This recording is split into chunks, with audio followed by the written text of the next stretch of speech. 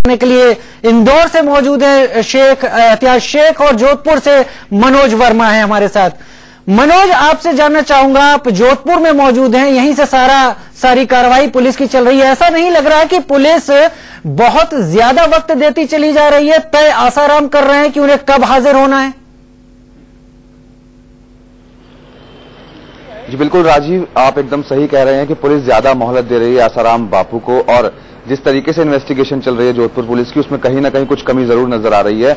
Police की हालांकि एक टीम जरूर रवाना हो चुकी है जहां पर आसाराम बापू हैं, और जो डीसीपी हैं यहाँ के, उनका ये कहना था कि आसाराम बापू जहां जहां जाएंगे वहां वहां पर उनकी टीम जाएगी। लेकिन जिस तरीके से आसाराम बापू ने कल कहा कि वो बीमार हैं और उनकी तबीयत खराब है, लेकिन अगर वो बीमार है तो फिर वो घूम कैसे रहे हैं इधर उधर। और जब हमने पुलिस से बात की कि अगर वो बीमार हैं तो वो घूम क्यों रहे हैं और आपकी टीमें अलग अलग क्यों जाएंगी, तो इसका जवाब पुलिस के पास नहीं था।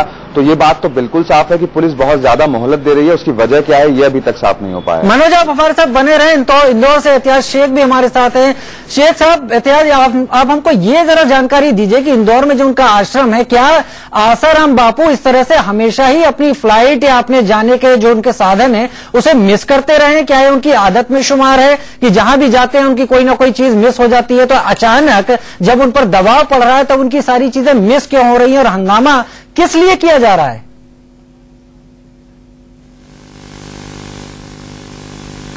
राजीव, मैं निश्चित तौर पे एक चीज बता दूं कि ये लुका छुपी का जो खेल है ये एक बेहद नाटकीय अंदाज के अंदर एक ड्रामे के रूप में चलाया जा रहा है। एक पूरा स्क्रिप्टेड ड्रामा कहा जा सकता है, जो कि शुरुआत हुई है भोपाल से। भोपाल में फ्लाइट का मिस करना, अमूमन इस तरह की जो कार्यक्रम होते हैं वो पहले से तयशुदा होते हैं कि कहीं भी जाना होता है आसाराम बापू समय पर पहुंचते। और उससे सबसे बड़ी बात जो हमारे सामने आती है, ये सुबह नारायण साई ने यह कहा था कि आसाराम बापू बीमार है, लेकिन एक 75 वर्ष का बीमार व्यक्ति, अगर हम विजुअल्स में देखते हैं तो एयरपोर्ट पर जिस बॉडी लैंग्वेज के साथ में आसाराम बापू चलते हुए नजर आ रहे हैं, जितनी तेजी के साथ चलते हुए नजर आ रहे हैं, ये निश्चित तौर पर एक बीमार व्यक्ति इतनी तेजी के साथ नहीं चल सकता।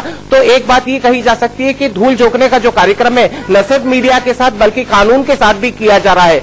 और राजीव, एक बात मैं और बता दूं कि इंदौर पहुंचने का जो घटनाक्रम रहा है, देवास के बाद से उनका गायब हो जाना, देवास में एक गाड़ी के अंदर नजर आना और उसके बाद में गायब हो जाना, ये पूरा घटनाक्रम इंदौर के लिए काफी बना रहा, असमंजस की स्थिति बनी रही कि वो इंदौर पहुंचे या नहीं पहुंचे। लेकिन इंदौर पहुंचने की कई बार पुष्टि होती रही, कई बार पे ये कहा गया कि वो इंदौर पहुंच चुके हैं। उसके अलावा जो वैकल्पिक व्यवस्थाएं हो सकती थी कि वो राजस्थान की ओर जा सकते हैं, देवास के रास्ते और गुजरात के रास्ते पहुंच सकते हैं। तो ये सारी सूत्रों के हवाले से रात भर खबरें आती रही। रात भर ये भी खबरें आती रही कि देवास के किसी फार्म हाउस में भी रुके हो सकते, लेकिन निश्चित तौर पे अभी ये कहा जा सकता है कि आसाराम बापू अंडरग्राउंड ही है।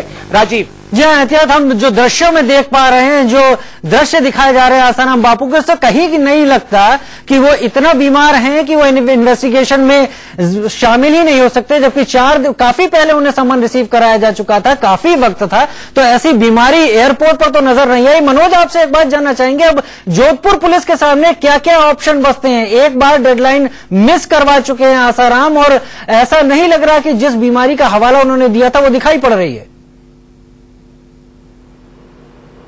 जी बिल्कुल, देखिए 30 तारीख को उनको यहाँ पेश होने के लिए कहा गया था, लेकिन 30 तारीख को वो पेश नहीं हुए। इसके बाद जोधपुर पुलिस ने अपनी एक टीम बनाई है, चंचल मिश्रा जो यहाँ की एसीपी है, उनके नेतृत्व में 3 एसएचओ की एक टीम है जो उनके लिए रवाना हो चुकी है यहाँ से। और आसाराम बापू की गिरफ्तारी भी हो सकती है, ये भी जोधपुर पुलिस ने कल साफ किया था कि जब उनसे पूछताछ की जाएगी और पूछताछ में अगर कुछ भी सबूत पुलिस को मिलते हैं तो उनकी गिरफ्तारी भी हो सकती है। लेकिन सबसे बड़ा सवाल यही है राजीव कि आखिरकार वो है कहाँ, वो क्यों आंख में चोली खेल रहे हैं, और अगर वो बीमार है तो फिर इस तरीके से घूम कैसे रहे हैं?